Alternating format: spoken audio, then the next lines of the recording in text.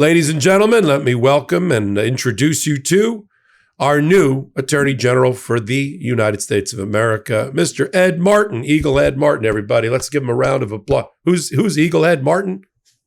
He's the real Attorney General. Well, the real Attorney General is Donald Trump. He's already announced it on a number of occasions that he's the chief legal officer of the land. He says it in front of Pam Bondi on a regular basis.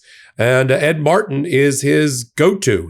Donald Trump bypasses the entire hierarchy of the Department of Justice. He doesn't talk to the Attorney General in that way. He doesn't talk to Todd Blanche in that way. He goes right to Ed Martin, who's the pardon attorney for Donald Trump and a Jan 6er and Jan 6 denier through and through. And then Ed Martin tells Lindsay Halligan what to do. And that's why we've got all the indictments that we've been talking about Letitia James and James Comey, and soon to be, I assume, John Bolton. We cover it all on the midweek edition of Legal AF, and here is a clip. Karen, Donald Trump has made good on his threat to be the chief legal officer of America. Nothing like having a criminal be your chief legal officer. And if Pam Bondi thought she was going to be some sort of attorney general or Todd Blanche was going to be the number two, they've been in for a rude awakening. And what we're watching now is apparently we've got a shadow attorney general named Ed Martin, of all things, who's been leading on all of these political partisan hack prosecutions of Donald Trump's enemies list. And he's got an acolyte in tow named Lindsay Halligan. And the New York Times, for instance, did a great report about a battle that's broken out between Todd Blanche, who increasingly can't control Ed Martin, who was a Jan 6 criminal defense lawyer, former federal prosecutor, an election denier, a Jan 6 denier, and all the rest. Couldn't get confirmed by the Senate to be a U.S. attorney, but is doing a lot of mischief in his role as pardon attorney and head of the weaponization of the Department of Justice Committee. I think that name says it all. Why don't you talk about the Department of Justice? You had a lot of interaction with the Department of Justice when you were the number two in the Manhattan District Attorney's Office. Talk about what you're seeing and what impact is on the rule of law and justice in America as a result. Look, the Department of Justice has always been known to be above the fray. It has always been independent of the White House. It has always been the most respected law enforcement entity, I would argue, probably in the world.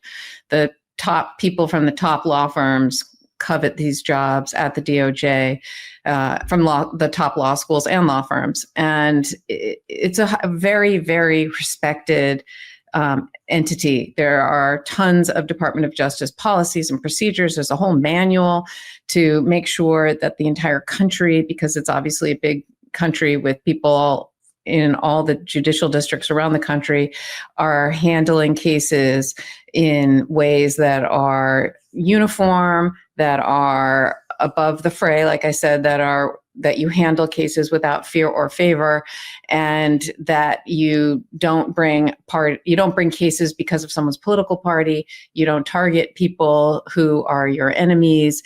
You try to enforce the law in a neutral way. And it's just something that's been respected, and in tradition that's been respected certainly for my entire lifetime. And when I was a prosecutor at the state level, anytime we had to work with the Department of Justice, granted, we had a few times that we would bump into each other because we were investigating a case, they were investigating a case, we wanted the case, they wanted the case.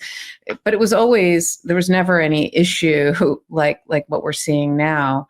And it's hard to watch. It's hard to watch all of the civil servants who I think more than 5,000 employees of the Department of Justice have been fired since Donald Trump took office. Thousands of civil servants, including career prosecutors who have institutional knowledge, who know what they're doing, and who are uphold the law. And it's just hard to watch. It's hard to watch it happen across the board. And on top of that, that they're bringing cases that they would have never brought under any administration. Cases like the Letitia James case, the Jim Comey case, cases that career prosecutors told the U.S. attorneys who were sitting, Eric Siebert, who was the Eastern District of Virginia, Trump appointed United States attorney awaiting confirmation. He was told by his career prosecutors, there's no case here. And he himself reviewed the cases and said, there's no case here. And to watch somebody like Ed Martin, who's not the attorney general, but who is this individual who has been given tremendous authority by Donald Trump to call the shots, it appears, to have him be able to install someone like Lindsay Halligan, who may not be a valid appointment of the United States attorney because of the way it was done, to be able to bring a case the day before the statute of limitations ran, and a case, again, that I don't think would pass muster and will pass muster ultimately. It's hard to watch as a career prosecutor, as someone who has that kind of respect for the rule of law and for the Department of Justice generally, and to watch it all shake out. And the news reporting is that the Department of Justice is not necessarily in control of some of these cases, that it appears that Ed Martin is having an outsized role with Donald Trump in directing some of these prosecutions. So, I don't know how the department recovers from this, because again, you don't walk in on day one and suddenly you know how to try a case, or you know how to prosecute a case, or you don't have the judgment how to do it. It takes years of training and learning from people who are more senior than you.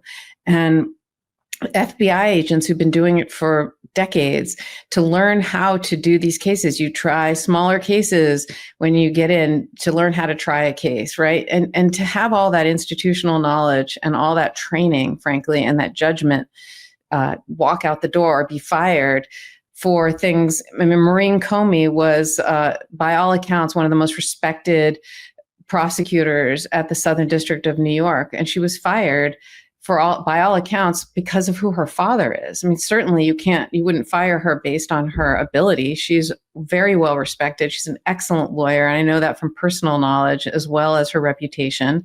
And to lose her and people like her is just such a shame.